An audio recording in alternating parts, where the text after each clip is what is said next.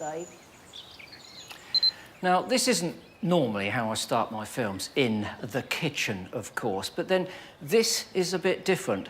This is a film about a walk, but it's not any old walk. It's a really important walk to me. I'm going to be following in my distant footsteps on a path where I grew up, quite obviously, where I really cut my teeth as a naturalist and had plenty of time to think about the world. I hope you enjoy it, and I'm going to be using a little bit of unique technology. It's this 360 camera here.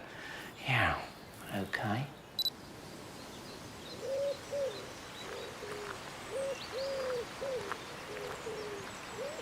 Shooting the film without a normal telly crew will give me more time to wander and explore.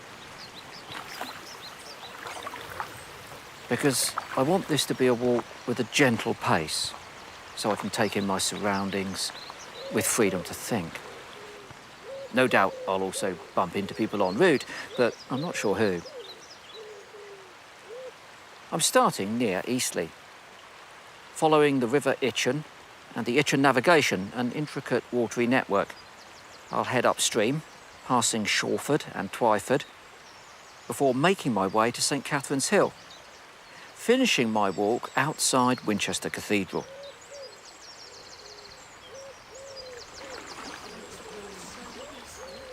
I've walked here many a time, with my family, mainly my dad when I was young. I'm looking forward to today, but I think it takes sometimes a bit of courage to walk in your own distant footsteps. You don't know what you're going to find, and I haven't been up here on this walk for many years. It's going to evoke a lot of memories of long gone times. And I've got a very good memory. It's just that I don't always choose to open the cupboard and have a look what's in there.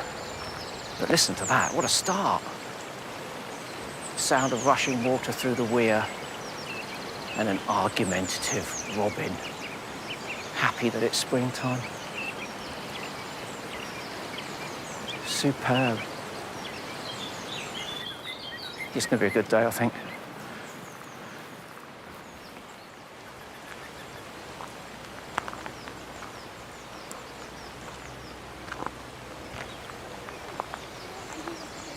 Morning.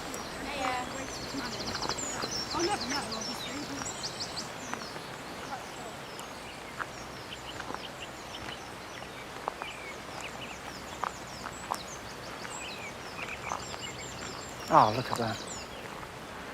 It's a blackthorn tree out. Spring wedding. It's just like an absolute cloud of confetti. That is sensational.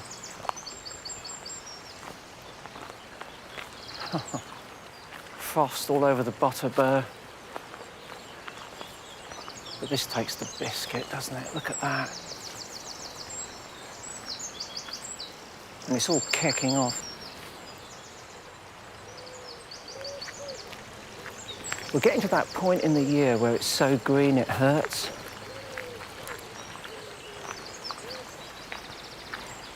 Oh, look at that colour, seriously. That's bonkers, isn't it? That curtain of green. The reflections on the water. If only Monet were here now. It's just had a few backsides on it, hasn't it? I think we might offer it another one.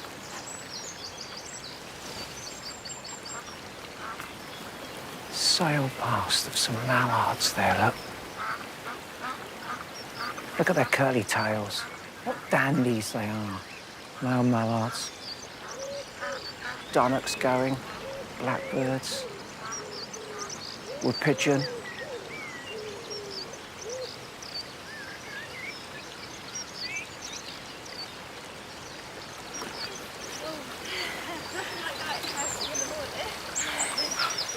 Oh no, that is too keen. My goodness me. Sorry, I didn't realise that you were here. emerging nymph-like from the water. It's like some sort of, you know, Halcyon Grecian scene. What's in the bag? So our dry robe, towel, and warm clothes. Most importantly, a warm drink as well. So this is the cold bit now? Yeah, definitely. So I love my dry robe. When I was a kid, we used to swim in it all the time, but, you know, kids are more robust than 60-year-old adults, aren't they? Swim here? Yeah, but in various places up and down. Yeah, and then even as an adult, I used to go snorkeling to look for fish. But I did have a wetsuit on.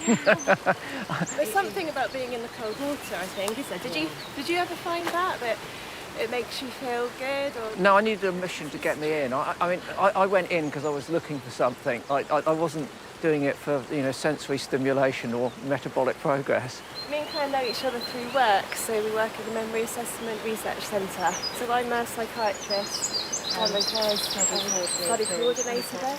Yeah, I think things like this, it's been an opportunity, well, for me, to reduce some of the stress that we've experienced, but also to socialise as well. I mean, On a summer's afternoon with a wetsuit and a snorkel and an ample supply of hot chocolate and towels, I might get back in. Anyway, listen, I've got a long walk to go. Yeah, enjoy the rest of your walk. I won't be as invigorated as you are at this point in time. But yeah, have a good day. Bye. Bye. Wow. I am actually tempted to get back into the Itchen. But I'm one of those people that I've got to have a mission. I can't just get in there for a boost to my body chemistry. I'd have to be chasing a perch or a dace or a rudd or a roach or a gudgeon. But of course, the mental health benefits must be amazing, just floating.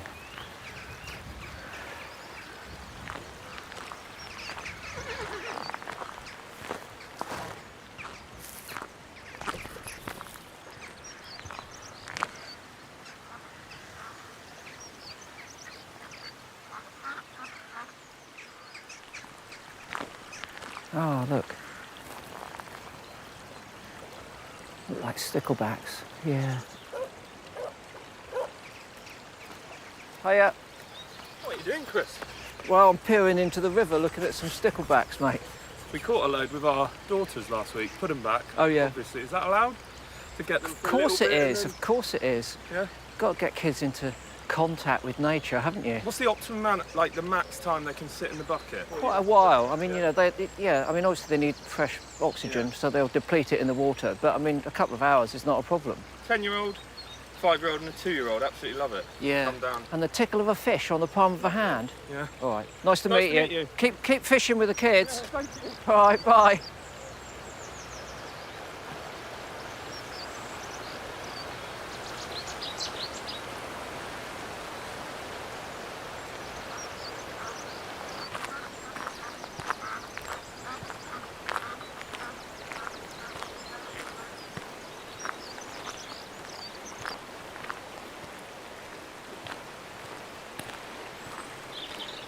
That's the old Eastleigh marshalling yards there. Because this is the navigation. This was cut sometime between 1665 and 1710. Because the river is out between the trees. That's the River Itchen. This has been diverted into this canalised section. And an Act of Parliament in 1665 decreed that the river should be more navigable, and barges would take coal from Northam in Southampton up to Winchester to warm the bishop in his castle. But this is the towpath, so this would have been horses towing barges up here, about 20 metres long. When the railway between London and Southampton opened in 1840, that was the end of it. And look, here's the railway bridge.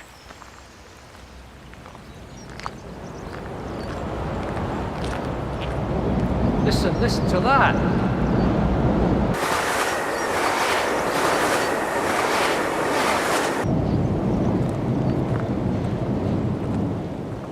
Oh, I quite like that. It's like a heavy techno beat, wasn't it? Hello. Hello there. Well, what a wonderful place to live. Oh, it is, Chris. It's absolutely wonderful. We just thoroughly enjoy it here. I've seen 2 otters. Otters? They got out of the river over there, and then, would you believe, I found some otter poo under the bridge. Did you have a good sniff of it? Yeah, oh yes, fishy. Fishy. They say it smells like jasmine tea. I know, I read about that and I thought, I don't know about that. No, nor did I. I've never subscribed to that I don't idea. think I'd like to taste it. One morning, I just came to the top of the stairs and there was a kingfisher sat on the gate.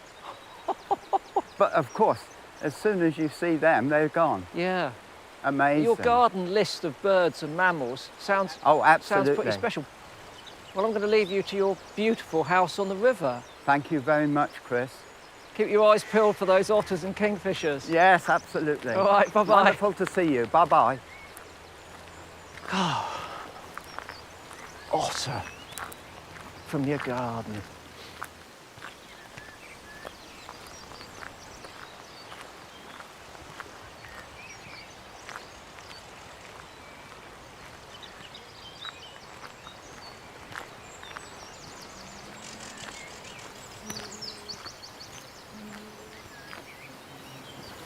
All the pollen on those catkins. There's bees up there with their baskets brimming with pollen. Oh, I can hear those bees buzzing. God, I bet they're happy about that. Been in their hives all winter, surviving on all the honey that they've stored. Now they can finally get out and get some more pollen and nectar. Get the hive going. The water is so clear. You can see the chalky bottom. It's what makes these rivers so special. Internationally important, actually, in terms of their nature conservation value.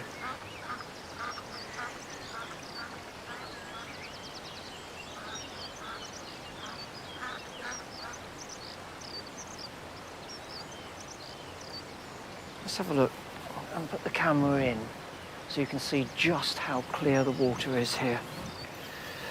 Here goes. Gravel bottom and all of that fresh green weed there.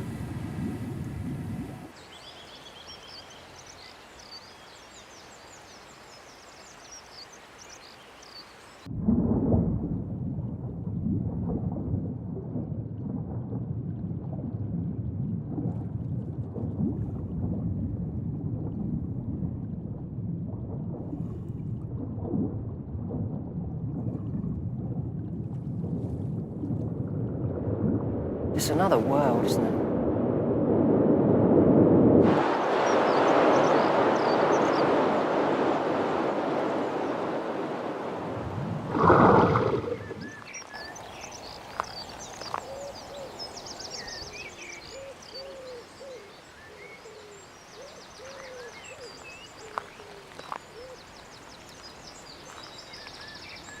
This was always one of my favourite stretches. This is where we came to look for reed buntings, me and my dad.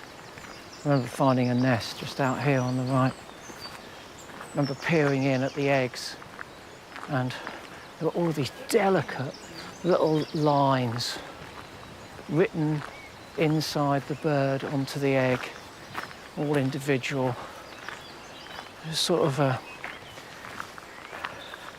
calligraphy of nature, a language. I remember just being absolutely entranced by those eggs. My dad had to haul me away. I didn't want to leave. I was just staring into that cup. But yeah, I remember sneaking through all of that tangle.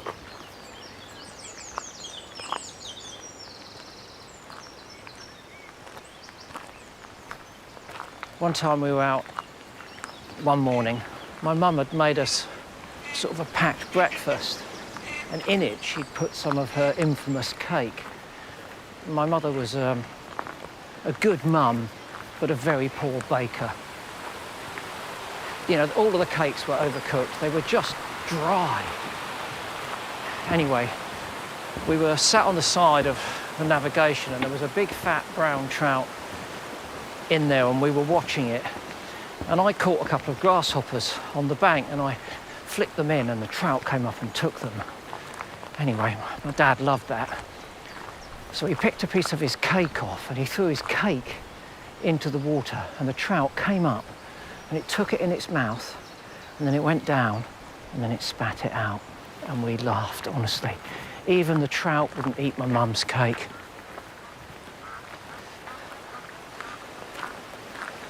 In fact, it was that morning, actually, that my dad said that he loved the place so much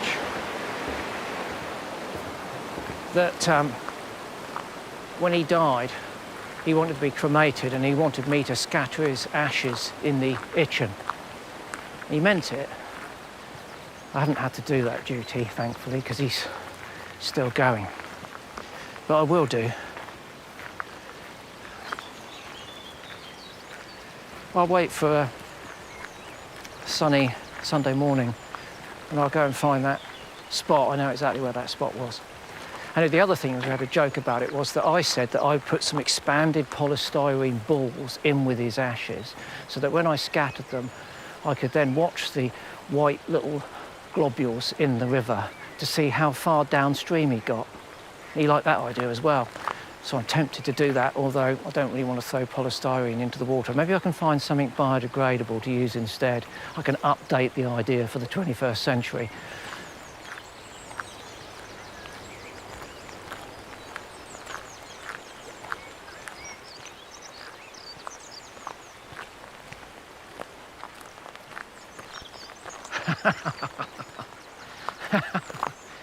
Now that's what I needed.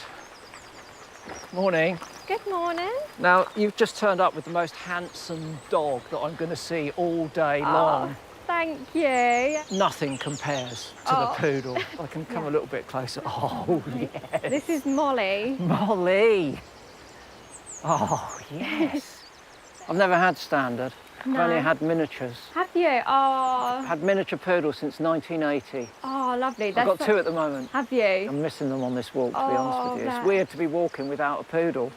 Oh, gosh, honestly, that's made my day. Oh, bless you. You don't see them around that often, do you? No, not either? proper poodles. You know, is Molly the first one you've had? She's my second one. So I'm an only child, so the dogs are like my world. Oh. And I wouldn't change from a poodle now then. I just can't imagine life without a poodle. No, I couldn't. Molly, the best dressed, Yeah. best in show today, without a shred of a doubt. Thank you. Really nice to meet her. And you. It's All lovely right. to see you. Enjoy Thank the rest of your you. walk. And you. See you, Bye-bye. Molly. Fantastic. I've never had the guts for a standard. I've always had the miniatures. But, oh, whenever I see them, I'm... What a beautiful dog.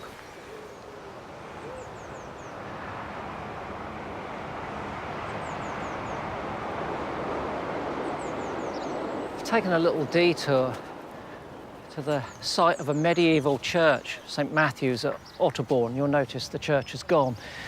It was pulled down in the 1830s because Otterborn moved. The Victorians put the railway through. They didn't like all the smoke and the noise and the cinders, so they moved the village and they moved the church too.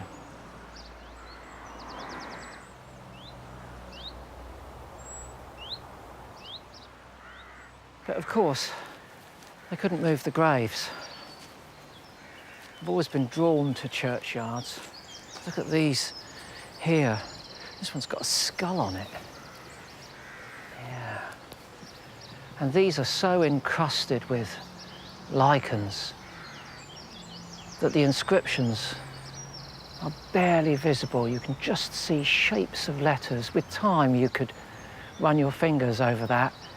It would feel great. And you could transcribe, I'm sure, what it says beneath.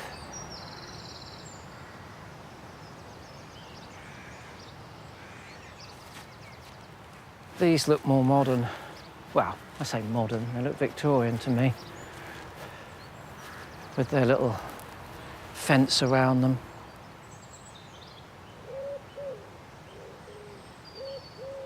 Family plot.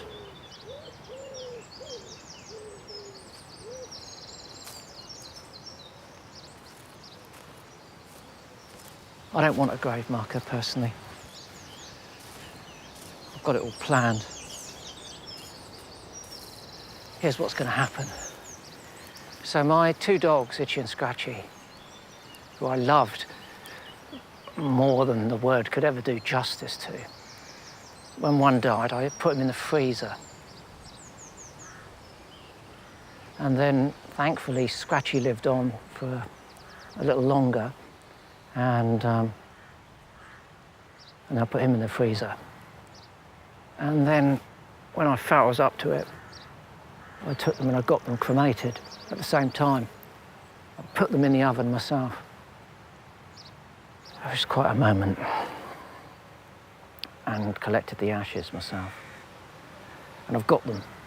Anyway, the happier end of the story is that when I die, I'm going to be cremated, and we're going to mix my ashes with Itchy and Scratchy, and we're going to scatter them under a particular tree, and my ashes will go into the soil, they become part of that tree, and the tree will produce leaves, which the caterpillars will eat, which the blue tits will eat, which the sparrowhawks will eat, which the goshawks will now eat. And I'll become part of that fabric of my dogs and the woods where we loved so much. And I think that's not weird, but romantic. But then I might just be weird.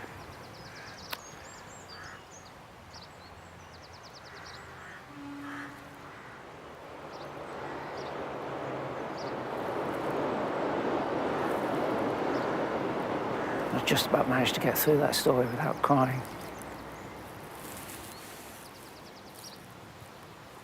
Thinking about Itch and Scratch, still hard. Today I've got Sid and Nancy, full of joy, but I can't walk those woods, which I do every day, without, the shadow of those footprints of Itch and Scratch.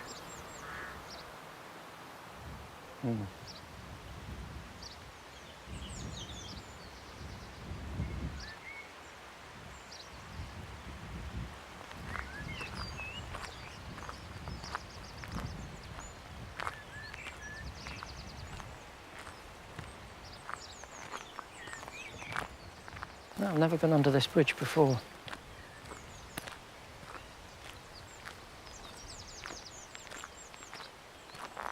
Look at the top of it. Look at the patina of the top of this bridge. Oh, it's beautiful. You've got all of that seepage where the mortar's leaked the lime.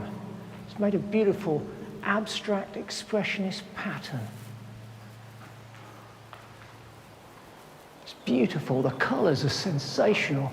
I mean, some buffoon has sprayed yellow marks there, probably after they've analysed the structural integrity of this edifice, but they've ruined the art.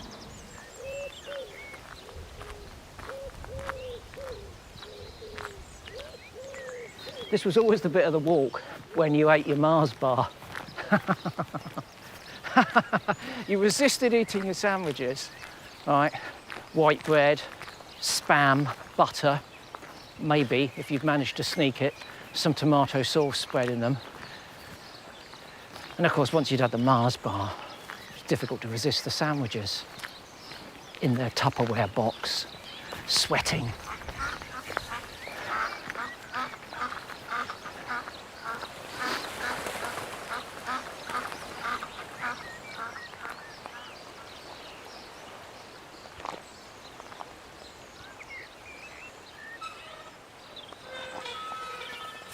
Hiya. Hi there, you all right? I'm very good. Good. Enjoying the weather? I'm very much enjoying the weather. Did you catch anything, or you haven't dipped the net yet? No, we've caught a few fish. Did you? Only little ones, but they're all right, aren't they? I caught one massive one. Well, big Massive? How big was massive? one. That big? Oh, it's huge. How did you get it ashore? I don't know, I just kept it. Wrestled with the net. Wrestled with the net. What was it, a stickleback? Something like that, yeah. Sardine. And you put them all back, did you? Yeah. Yeah. Yeah. That's all good, isn't it? All right. No, enjoy the rest of your walk. And you, yeah. Cheers, bye-bye, bye. It's good, isn't it? Parents taking their kid out, catch minnows and sticklebacks, put them in a bucket, have a look, put them back. allowing them to get muddy and wet. Lucky girl. Never know, she might get infected by that wildlife. Might ignite a little spark inside her, which will burn for a lifetime. Seed an interest which grows and grows until, in the end, she loves it and wants to look after it. And all it took was a minnow in a bucket. Yeah.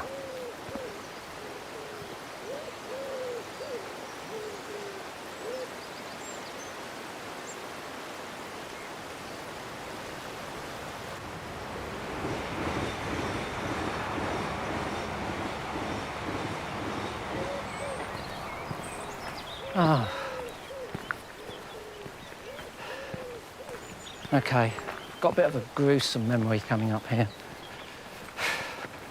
Maybe I'll skip it. I was really, really unhappy. Lost loads of weight. My dog had died, Max. It was the first poodle. Oh, I thought I loved him. Until I got Fish, my second poodle. And then I really loved Fish. He got run over, just over a year old. He died in my arms, and that didn't go well. It didn't go well for Fish. It didn't go well for me afterwards. I think pretty much everything fell apart then.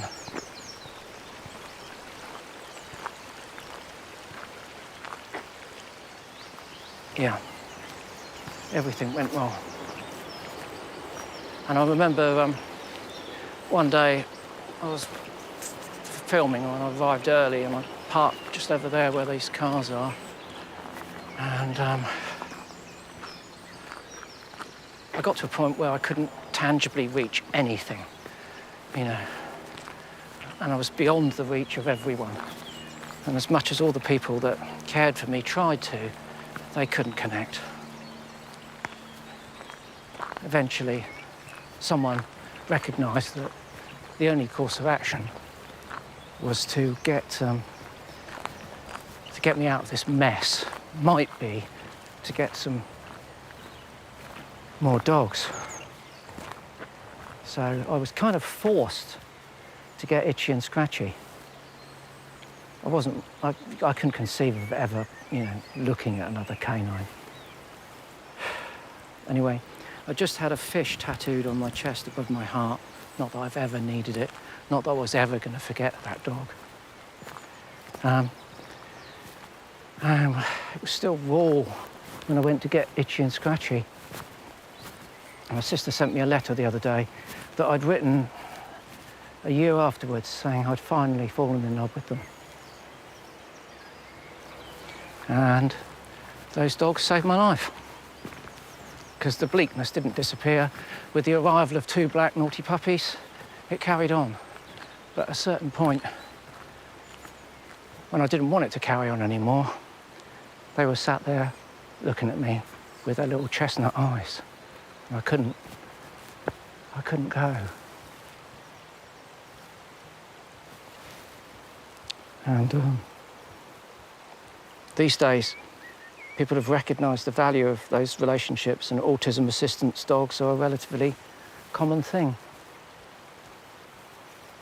And I hope they do as much good for those people as they did for me.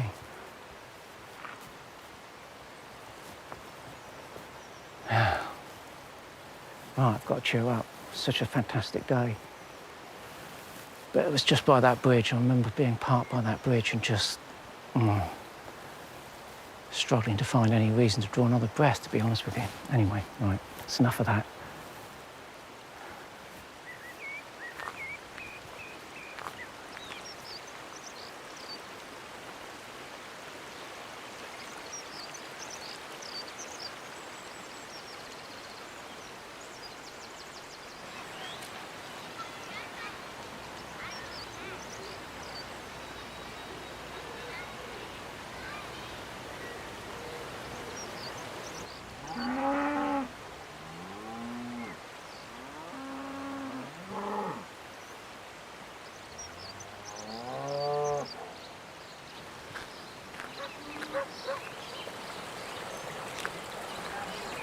Compton Lock is veritably heaving today. Emma, come on. That's good to see, though.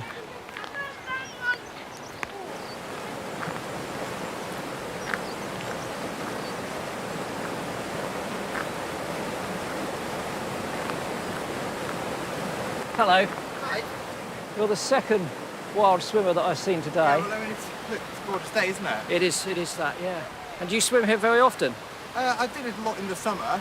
You might not see that, but I'm missing one of my hands. Yeah, And for me, it helps with my kind of muscular balance. yeah. It's a bit like, I don't know, if you have a shopping bag constantly in one hand, it creates an imbalance in the spine. But then if you're swimming upstream, that's like constant exercise. Yeah, it's an infinity pool, isn't it? Yeah, it is an infinity pool. So for me, during the lockdowns, it kind of helped me mentally, I suppose. You've got the spot. I mean, it is absolutely stunning, isn't it? Enjoy the rest of your swim. Fantastic. Nice to meet you. Nice to meet you.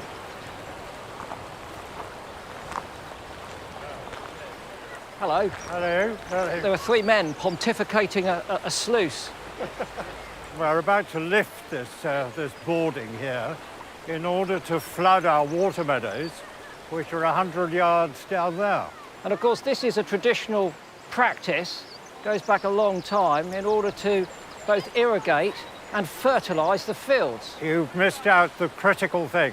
Okay, hold on. So it's obviously going to irrigate them. The silt that goes in was a means of fertilising them. What else am I missing then? So if you can get this warm water from the Itchen over there, the grass grows, whatever it is, a month earlier. Okay, but traditionally then, when would the water meadows have been flooded?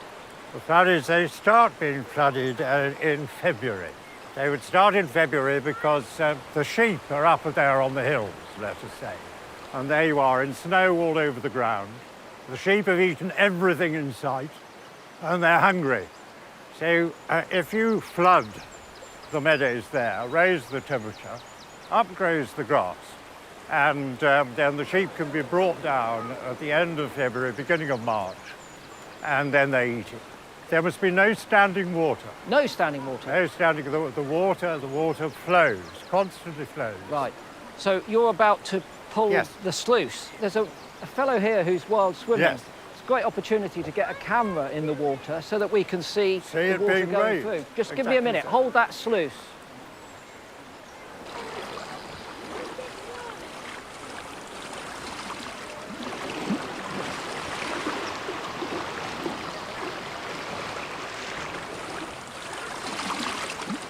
Go on then. An ancient art is practiced. That's it.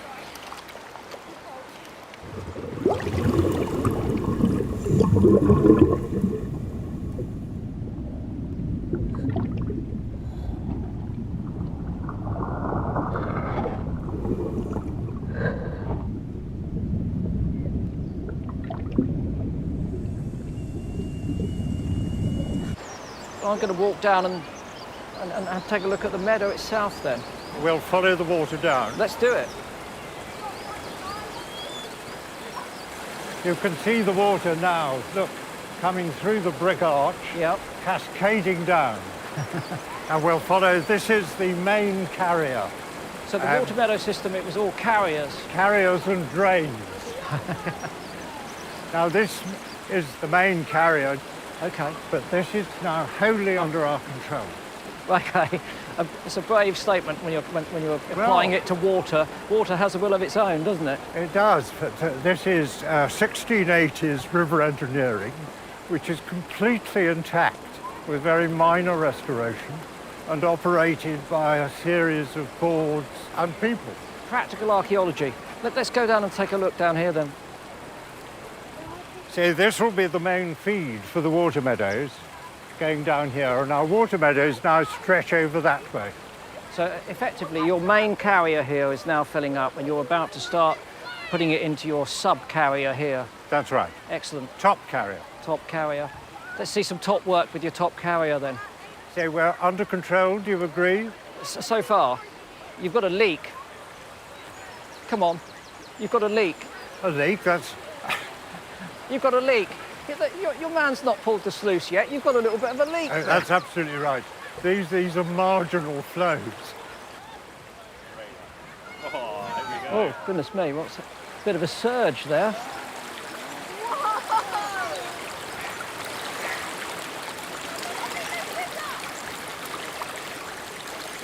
Okay, that's the one. Will you lift that one straight away? Your surge there, you've become, it's over enthusiastic. That's better. Isn't it fantastic? It is. It's running water through a ditch, but it is strangely fantastic, yes. Yes, you pull Surely. it. You pull it. We need young people involved in this. Top work. Look at this, look, this is it. This is it. We're riding the crest of a small wave as it percolates through the Hampshire countryside in a way that it hasn't done much since the 1800s and started to do in the 1600s. For the benefit of this old meadow in terms of its health and well-being. I tell you something, Yeah. I wish my father was here to see this. He loves all of these sorts of things. He's going to be so envious when I tell him what I've seen today and what you've been doing here. He positively loves all of this sort of stuff. Well, just look at the joy it brings to everyone. Of course. They love it. And look, this is a community-owned area, Yeah. isn't it? I've really enjoyed this strange flooding exercise. I just wish my dad was here to see it. I wish it was his feet that were getting sodden wet like mine as well. What a thing. What a thing.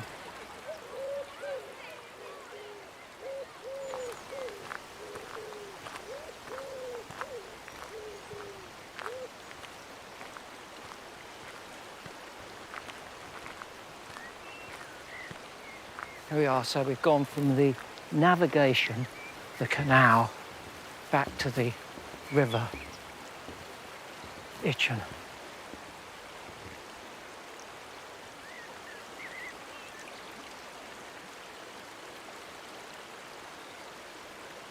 I like to say that this river runs through me, runs through my heart. I'm made of this river.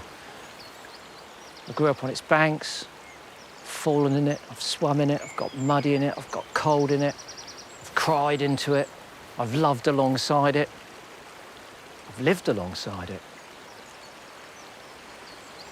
Reminds me of a quote from one of my favourite books, A River Runs Through It by Norman Maclean.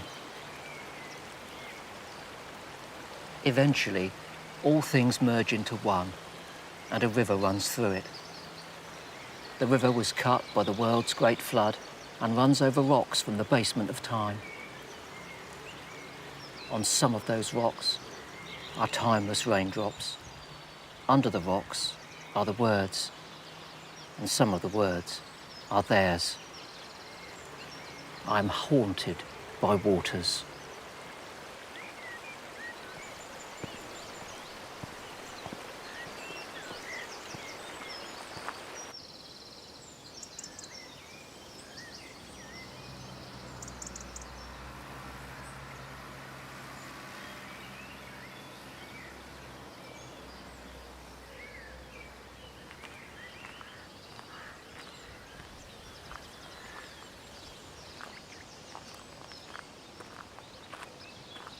This is called White's Lane. I'm not going to give you any prizes for guessing why. We're walking up essentially a chalk path. So the chalk here dates from about 68 to 70 million years ago. This whole area was a large, shallow, warm sea. And of course, it got heaved and pushed. And all of those microorganisms that had settled on the bottom were compacted into the chalk.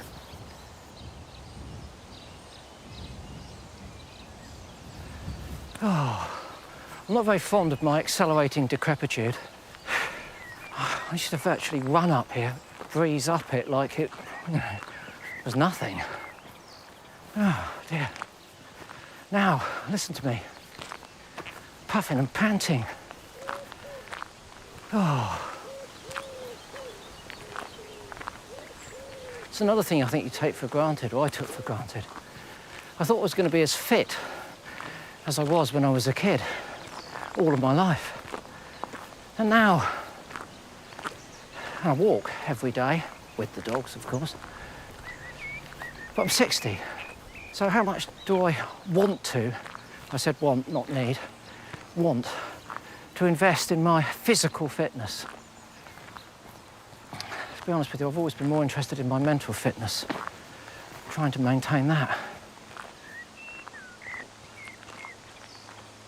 I think that's one of the reasons why, for me, walking every day is now central to my mental health regime.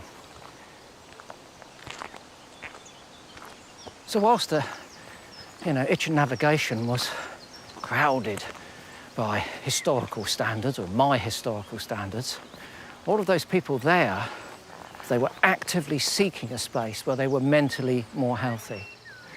And that's what I used to do when I came here. And I had no choice but to seek it. Because I couldn't get a handle on how to manage myself with the, impositions of Asperger's.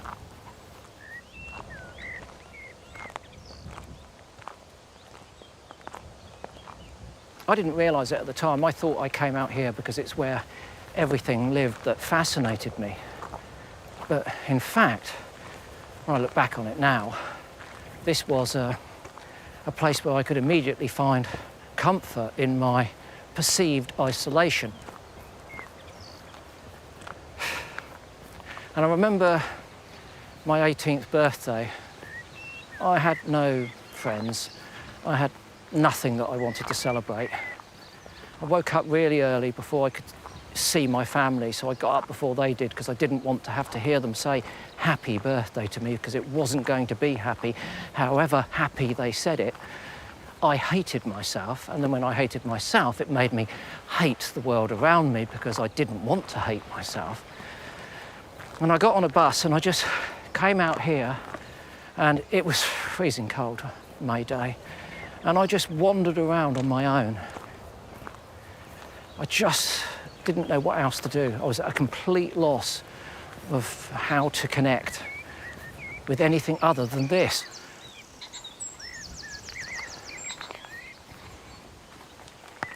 And I wandered around, and then I got the last bus, went home,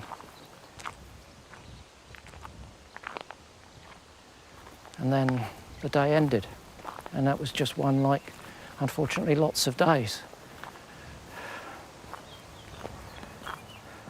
And the reason why I talk about this stuff is because I still fear that out there somewhere this evening, on this nice sunny spring day, there will be teenagers all over the UK, people in their early 20s, with Asperger's or the traits or something similar, stuck in their bedrooms in a time of lockdown, and they will be really, really unhappy. Having been there, I wouldn't wish that on anyone. It does get better. The more of your life you can control, the better it gets. It's about control. It's about controlling your temporal, physical, and emotional space. And the more control you get over that, the easier it becomes.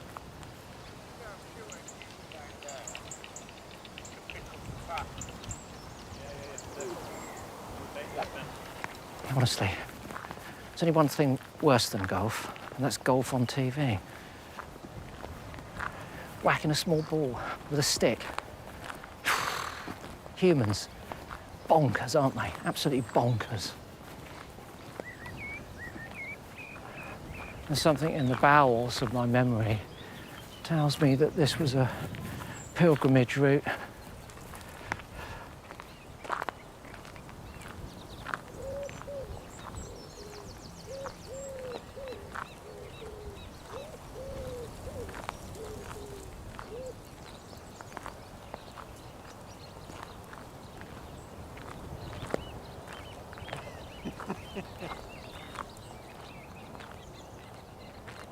Hiya.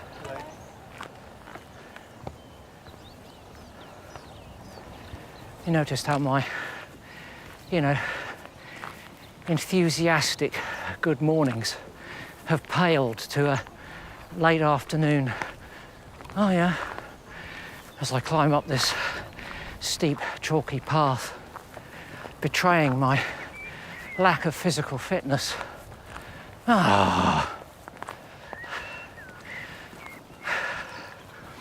Go for a walk, they said. Not thinking that I'd be made to look like destitute, physically unfit. 60-year-old. Oh no. And these people are going to cycle past me. Oh, they're going to do it. Look, here they come. I'm going to admire your fortitude and strength. Yeah, it's running out, actually. Is it? I'm pleased to hear it, because mine's just about to give out completely. Look at that. Not even standing off the saddle. Top work.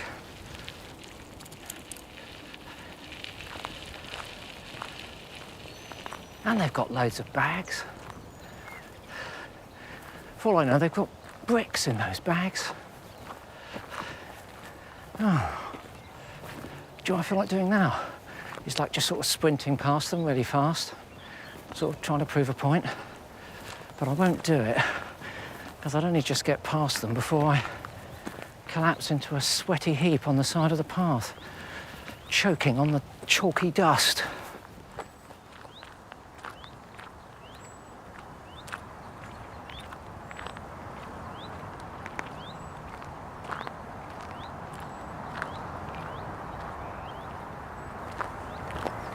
Producing that raucous roar just beyond the hill here. We've got the M3. I haven't seen a skylark, or heard one. I haven't seen a kite, but the most notable and sad exception is the lack of kestrels, because that's what brought me here, if I'm very honest with you. I didn't come here just for exercise. I came here with a quest, and my quest invariably was to look for kestrels, because I was obsessed with kestrels. I don't know what it was about that bird, but everything about them just lifted my spirits. And when I kept one myself, it was the happiest time of my life. I mean, I cannot tell you. I mean, that whole summer I had that bird, I just was literally floating on air. And we used to see them all the time here, along the edge of the motorway. For many people, they were motorway birds. They'd be driving along and they'd see them hovering there. Gerard Manley Hopkins wrote a poem called The Wind Hover. Although the poem is essentially about Christ, he entirely distills and encapsulates the kestrel as an entity, and he worships it as I worshipped that bird. I caught this morning's minion, Kingdom of Daylight's Dauphin, dappled dawn-drawn falcon in his riding, of the rolling level underneath him, steady air and striding. High there, how he rung upon the rein of a wimpling wing, in his ecstasy, then off forth on swing. As a skate's heel sweeps smooth on a bow bend, the hurl and gliding, rebuffed the big wind, my heart in hiding.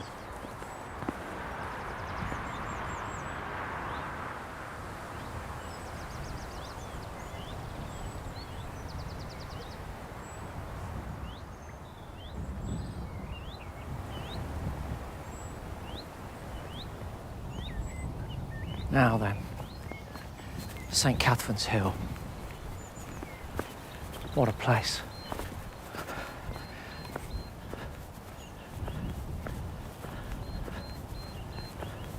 There was more bunnies here than the Playboy Mansion ever held.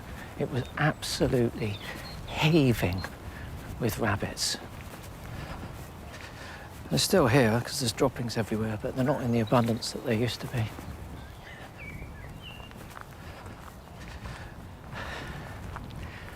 Here we are, approaching one of the Earth ramparts.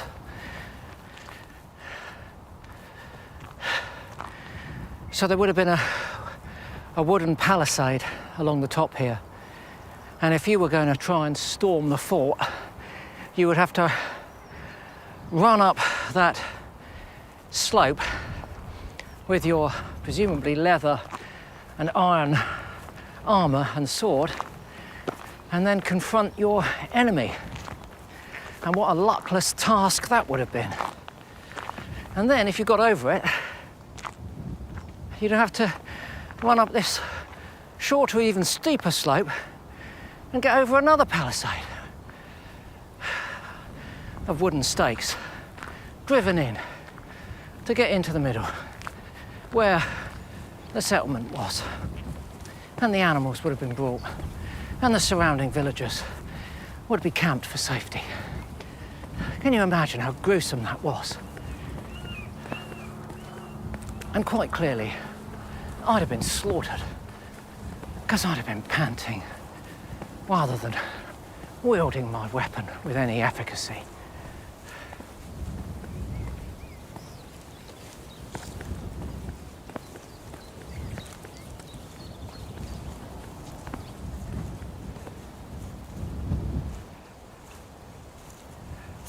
Down there at the base of the hill is the navigation. Further away on the other side is the river. Those meadows were my playground, where I came to skip and run and search and learn and escape and survive. Those meadows shaped and probably saved my life.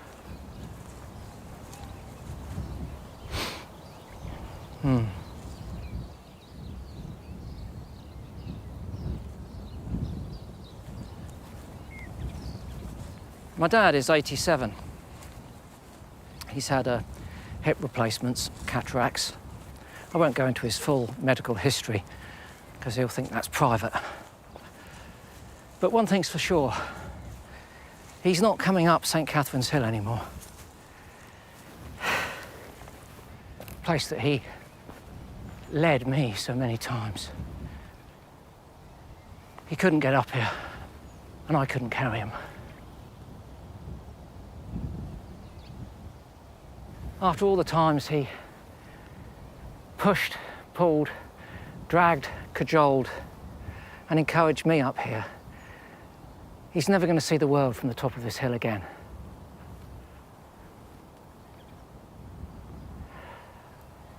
But it's a shame.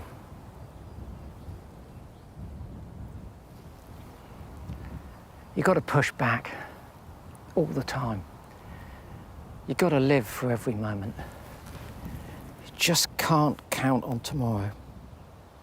Because the day will come when I won't be able to climb to the top of St. Catherine's Hill. And I don't know when that day's going to be. I don't know whether this is my last summit attempt on this fabulous old hill fort.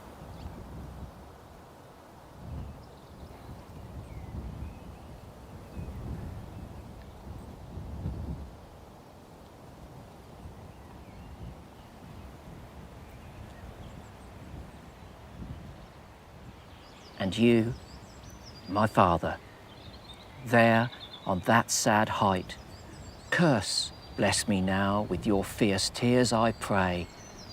Do not go gentle into that good night. Rage, rage against the dying of the light.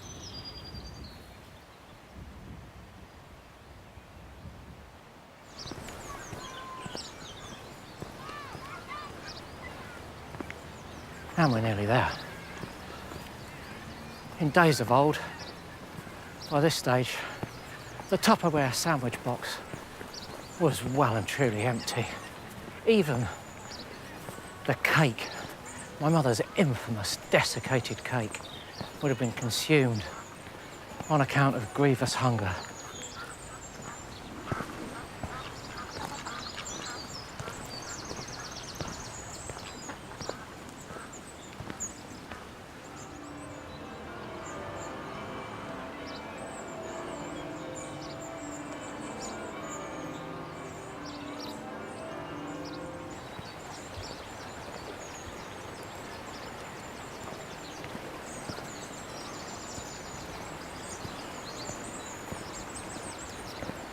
I'm exaggerating, but I can almost smell it. The cathedral. Inside, oh, the perfume of the inside of that building. It just effuses history. King Canute is buried in it. Jane Austen's buried in it. Richard the Lionheart was crowned in it. And do you know the cherry on this architectural cake? It's got peregrine falcons nesting on it. Oh, I used to cycle up here, literally, to see kestrels nesting in it, and I was so excited about that. And at one time I was allowed to go up into the tower and look at the nest. I never dared dream that one day they'd be perched on its gargoyles, those peregrines. Just what a thing that is. What a thing that is. Honestly, just sensational.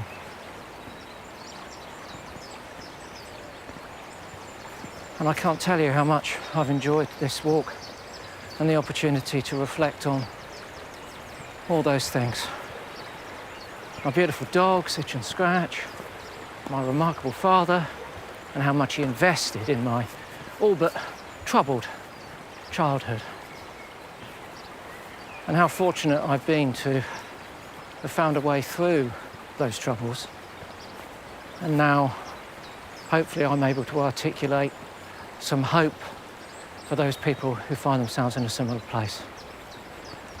But I do feel compelled to talk about those things. Up until recently, people didn't talk about mental health issues, and it didn't help. We still have a really high suicide rate in the UK, particularly amongst young men. So if you do know someone who's in trouble and you ask them, "Are you okay?" make sure it's not a rhetorical question. And if they say yes and you know it's not true, then don't pretend to believe them and buy another pint. Help them sort it out. Maybe they won't have poodles to get them through. And ultimately, one of the things you might suggest is a bit of natural health. A walk on a sunny spring day. You don't need to know the names of the birds, names of the butterflies or the trees. You just need to be in that space, walking with that lovely rhythm, healing your mind.